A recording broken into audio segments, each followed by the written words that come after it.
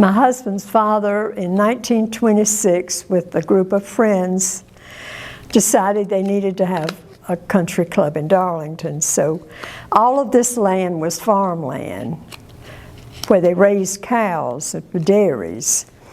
And there were no houses anywhere beyond the highway out there. And they started the club in 1926, and he was a member all of his life. He lived to be 91. And my husband was a member all of his life. He lived to be 93. And I'm still a member. I don't golf, but I enjoy coming to the club for different occasions and lunch with friends. Well, you know, the golf course from its beginning in 1926, it was a 9-hole course, and that's when I started playing on. And sometime around 1962 or 3, they started construction on to make it an 18-hole course. And we all came out here every day watching the construction workers work and turning this place into an 18-hole golf course. It opened up in August of '64, and then there were some changes made in the early '80s, and then, you know, we've done some real extensive work in the last few years, changing some of the holes, making 18 longer, and evolved into one of the nicest golf courses in the PD area, if not the state. The 9-hole layout was outstanding, and then when Robbie Robertson, who came here in 1951 from Pinehurst, where he had worked for Donald Ross, a renowned golf course designer, he designed the 18-hole course, and I've just always loved it. The creek running through it. The creek was a vital part of our lives, hanging out down there, swimming in the creek. But what they've done to the golf course, what Tim has done, I really love it. I think Richard Mandel, the golf course designer, told him that he should take advantage of the sand here. And if you walk out there, we've got a lot of sandy areas, which is also very reminiscent of Pinehurst courses. I think it makes us very, very, very unique. And I think most everybody that comes and plays here will walk away saying, I really enjoyed playing Darlington Country Club. Members of the club got it started back in 1926. And some of them were, of course, alive when I was a young man, and I remember them, and I knew that some of them had been decent golfers back in the 20s and the 30s and the 40s, and some of them were probably decent golfers even then, but they were parts of this community, and they knew that this was something that a country club would benefit from, and that it would benefit the country club. And then when I became an adult and practiced law, I knew that this was one of the assets in the community, and we needed to keep it. We needed to make it better.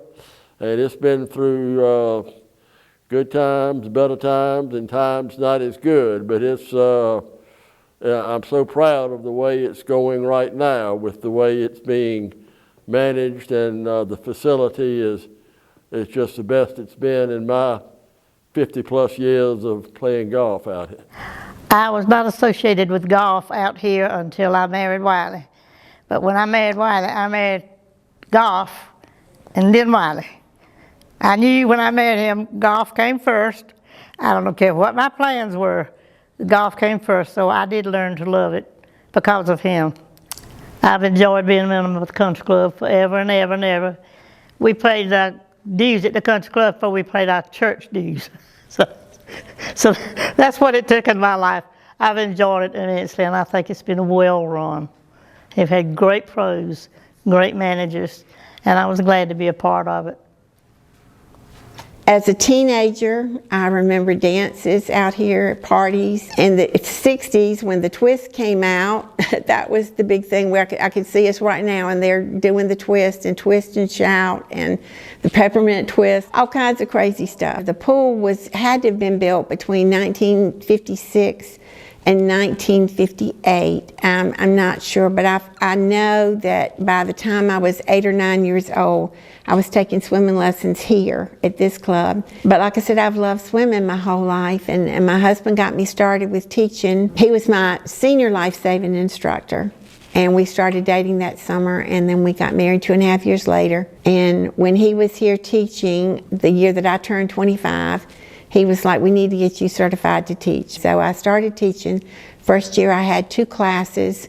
The next year I had enough people for 10 classes. And it's kind of been like that ever since. People just come from everywhere, all over everywhere. And I really, like I said, I've loved it. It's been one of the greatest blessings of my life.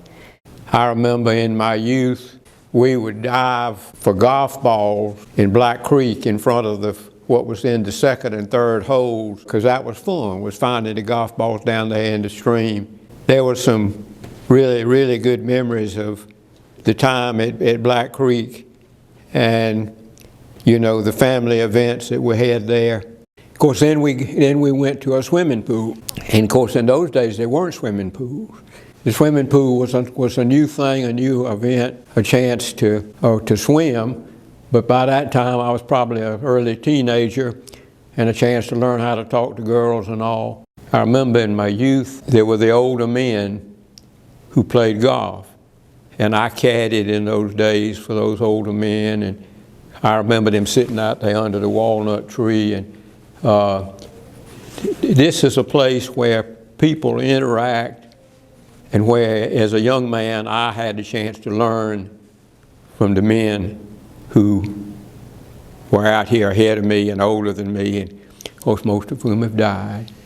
But this is a wonderful place, and every time I come out here to this building and I look around in it and all, I think about my wife. I think about those other folks who've had so much to do with making this such a community asset as a building and as a facility. I look out on the golf course now and all of the improvements that have been made and how beautiful it is, and I just say thank you. So I feel like we're very fortunate to have something like this we can enjoy, and being a member of something like this is that close right here in town, and we're very fortunate. Nancy and Tim have done so much to improve, and it's just beautiful. I mean, I can't understand why everybody wouldn't want to be a member.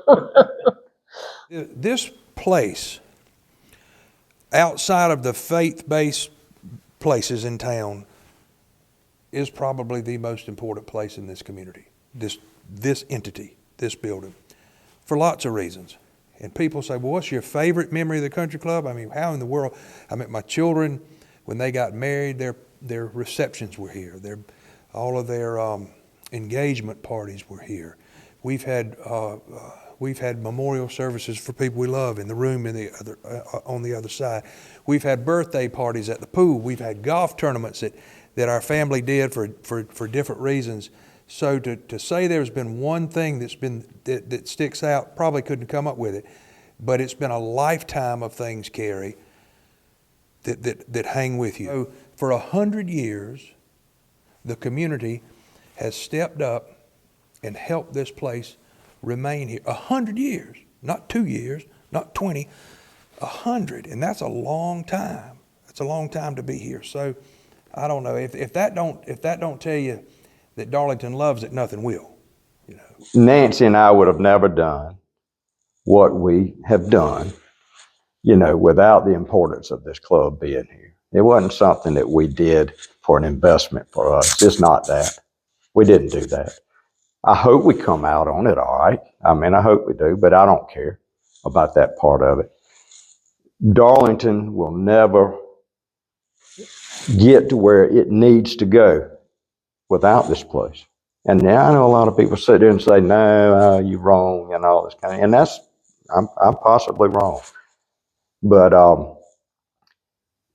we need the type of families, this place, this county, this city, you know, the whole shooting match, this club is a draw for some of the finest people in the world. We've got some of the finest members out here. We do. We need more of them. But it is a draw for just great people. Country clubs, like Darlington Country Club, is where people come together. I mean, it's your economic operations center for bringing in businesses. It's where you bring folks of different ways of life together. It's a community place. And Darlington Country Club epitomizes, particularly in a town where what options do you have? And so Darlington Country Club has played that role where it brings people together. I mean, not just for supper and playing golf and playing tennis. That's what builds a community. It's what strengthens a community. It's what keeps a community glued together. And in today's society, well, we need more Darlington Country Clubs.